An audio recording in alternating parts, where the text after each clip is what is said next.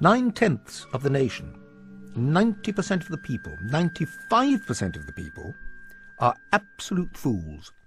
And they're bigger fools about painting than anything else, because it's a terribly rare thing for people to feel anything about painting. They can feel, oddly enough, about music. They can feel even about the theatre, but hardly anyone really feels about painting. They read things into it, even the most intelligent people. They think they understand it, but very, very few people are aesthetically touched by painting.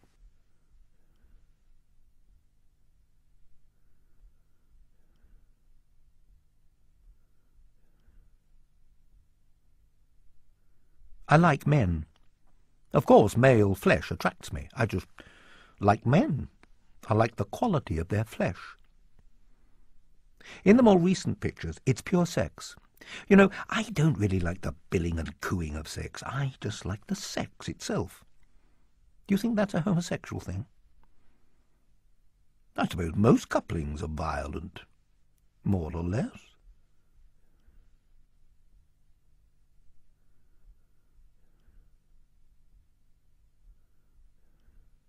I hope they look like a reflection of reality, or a recreation of reality. But you could say that nearly all reality is pain. I mean, if one wants to read it that way. When I say all reality is pain, what I do feel is that if you're going to catch anything that is really real, I think if anything is strong, people think it's painful.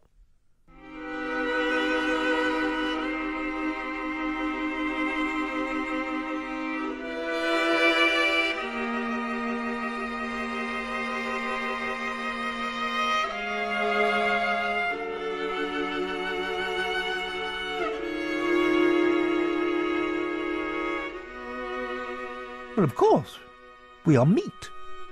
We are potential carcasses. If I go into a butcher's shop, I always think it's surprising that I wasn't there instead of the animal.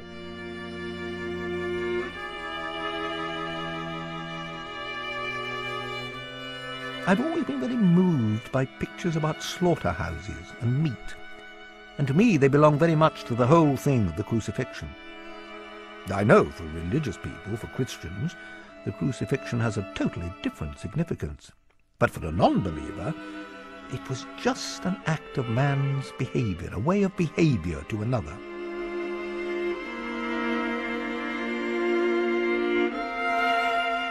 Crucifixion images are a magnificent armature on which you can work about your own feelings and sensations. You are working on all sorts of very private feelings about behaviour and about the way life is. I was born in Ireland, and I was brought up as a Protestant, and I was brought up a rabid Protestant. No beliefs, of course. I think that most people who have religious beliefs are much more interesting than people who just lead a drifting life. On the other hand, I always feel that living by a total falseness, as I think they are living with their religious views, I can't help admiring them, but despairing for them.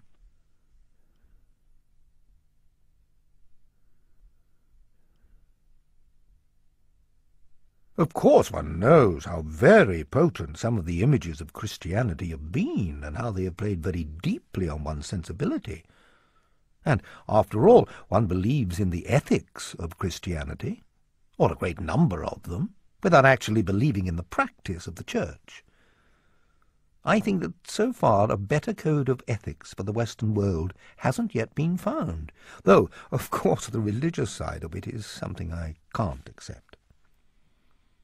I think you can accept the ethics without believing that the good you do will be rewarded, or the evil you do will be punished.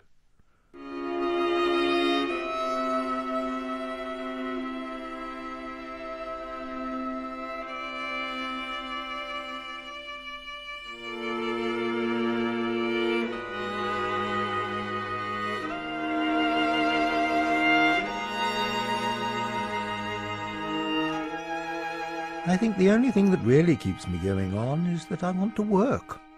But work, I may say, for no reason. I just work. It still excites me to work. You see, unless you have religious feelings or something of that kind, how can you not think that life is totally futile? and becomes more so with age, because it hasn't got the pleasures of youth. Probably the only thing, although I know it has no meaning, is that I like working. I like the possibilities of invention and the possibilities of something happening.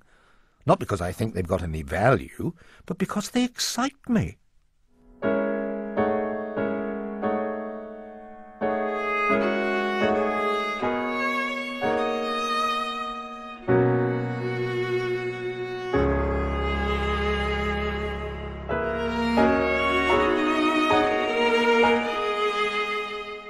I think some of the images I have made have for me got a kind of potency about them, and so, you may say, I care that those ones should remain. But if I think logically, it's stupid to think even that way, because I simply won't know anything about it. Time is the only great critic. To be an artist at all is a form of vanity. And that vanity may be washed over by this rationally futile idea of immortality. It would also be a vanity to suggest that what one does oneself may help to thicken life. But of course, we do know that our lives have been thickened by great art. One of the very few ways in which life has been really thickened is by the great things that a few people have left. Well, art is, of course, a profoundly vain occupation, really.